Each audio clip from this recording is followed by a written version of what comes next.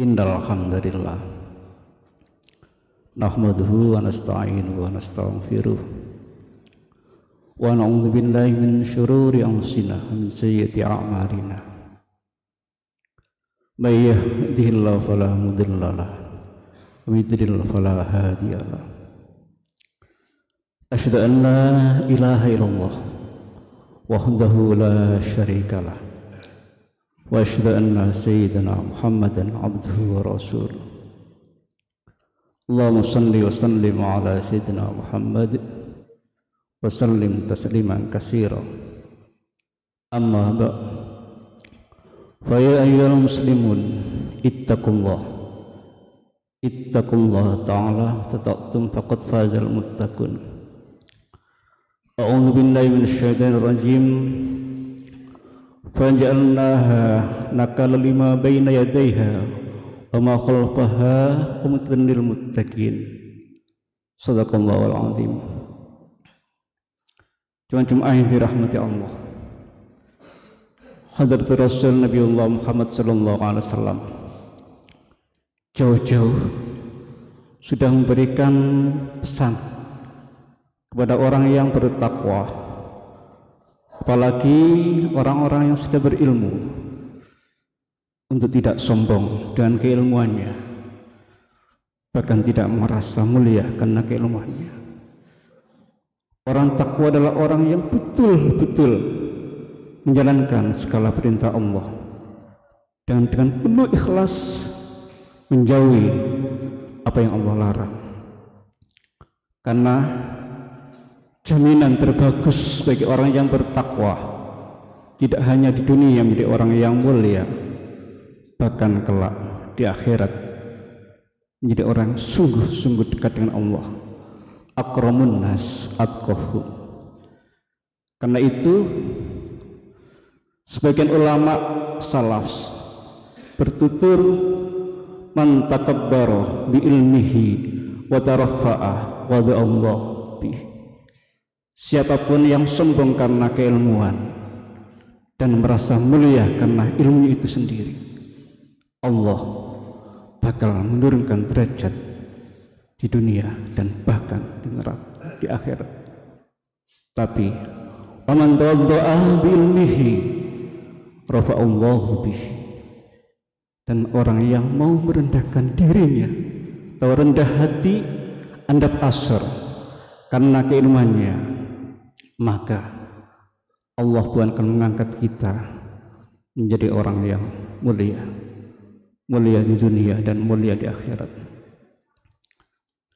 Jangan Jum'ah yang dirahmati Allah, riwayat tentang orang-orang tua Bani Israel yang dikutuk menjadi babi, meski dalam teks Al-Quran tidak disebutkan, dapatlah diartikan bahwa itu bukan babi secara hakiki, duduk babi secara hewan yang nyata zahir kita lihat, melainkan watak mereka sama seperti watak babi. Babi itu hewan yang tidak punya kepedulian atau tidak punya toleransi lingkungan sama sekali.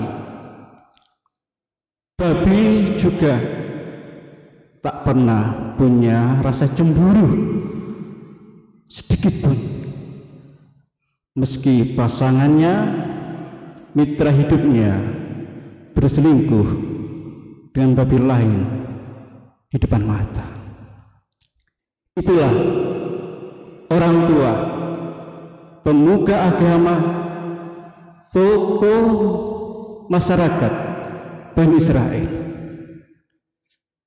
Mereka tidak peduli, tidak mau bertanggung jawab dan tidak mau memberikan teguran, bahkan nasihat kepada generasi yang melakukan kesalahan. Mereka cenderung diam dan tidak mau mencari atau ikhtiar menyelesaikan keadaan. Kejahatan dijarno sakar dhewe, malahan mereka sibuk mencari keselamatan dan pembenaran pribadi. Sakjane dia bisa dan mampu meski tidak persis. Orang macam ini atau orang macam itu sama salahnya dan orang yang melakukan kesalahan dan sah dijatuhi hukuman. Mereka sama-sama rendah dan sama-sama hina di hadapan Allah Subhanahu wa taala. Jemaah yang dirahmati Allah, ayat nomor 6 yang tadi saya baca menyebutkan bahwa melimpahnya ikan yang menimbulkan kutukan itu adalah sebuah peringatan keras bagi generasi pada waktu itu dan generasi kemudian. Orang yang bertakwa harus cerdas memetik pelajaran dari kisah ini. Ikan adalah pencaharian atau mata pencaharian utama penduduk pantai.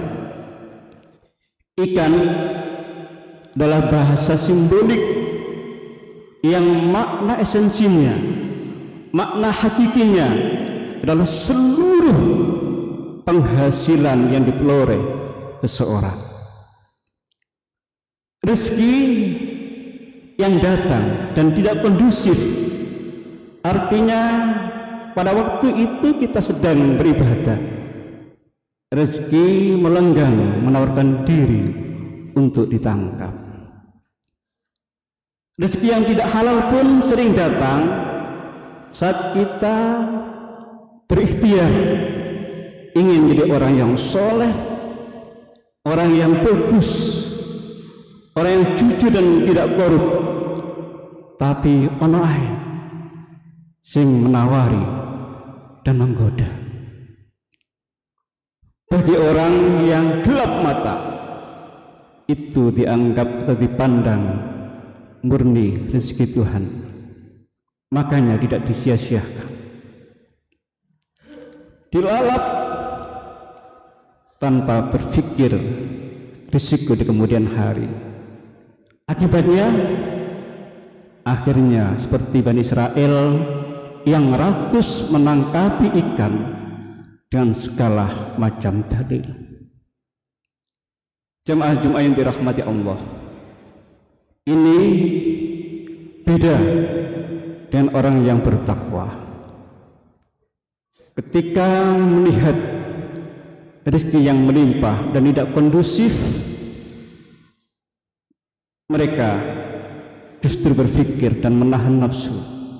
Ia sadar di budaya muslihat dunia dan adab Allah yang amat pedih di kemudian hari. Jemaah yang dirahmati Allah, sedangkan monyet suatu gambaran tentang diri kita. Bagi seorang mukmin yang betul-betul bertakwa, pasti akan bisa melihat dirinya. Adakah dalam diri kita terselip watak monyet, atau bahkan kita bisa berperilaku seperti watak monyet? Siapkah para orang tua, para kiai, para pemuda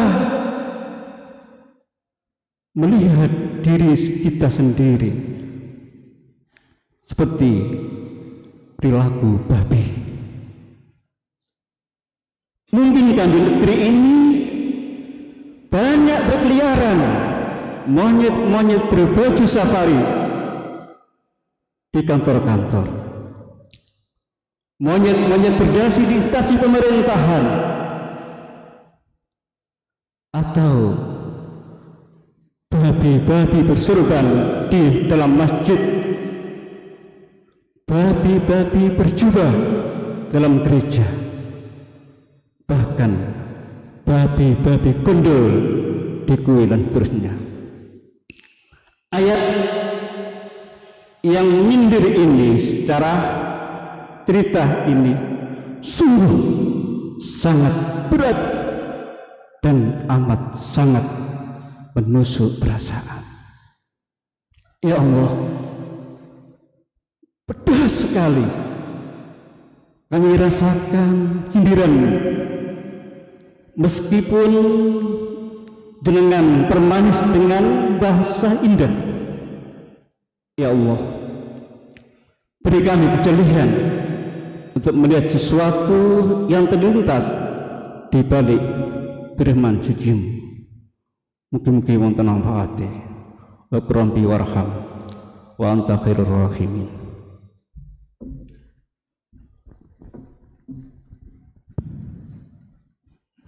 Allahumma salli wa sallim ala sayyidina Muhammad wa ala ali sayyidina Muhammad.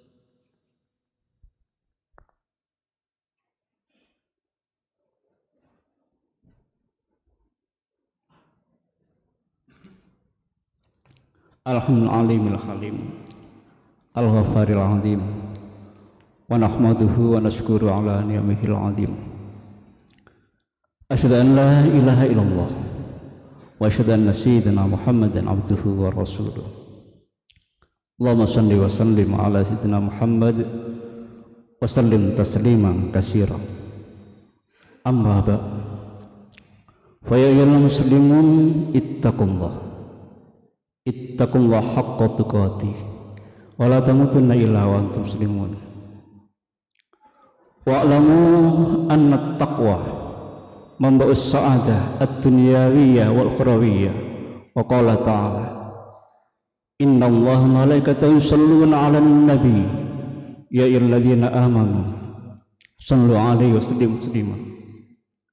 Allahumma salli wa sallim 'ala sayyidil mursalin birahmatika ya arhamar rahimin. Allahumma ighfir lil muslimin wal muslimat wal mu'minin wal mu'minat al ahya'i minhum wal amwat innaka sami'un qaribun mujibud da'awat wa qadiyal hajat wa firud dhunubi wal khati'at birahmatika ya arhamar rahimin. Ya Allah, raddana Allah summa ilaika maradan jamila.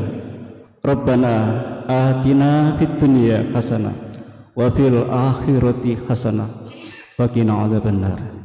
Ibadallah, wala dzikrullahi akbar.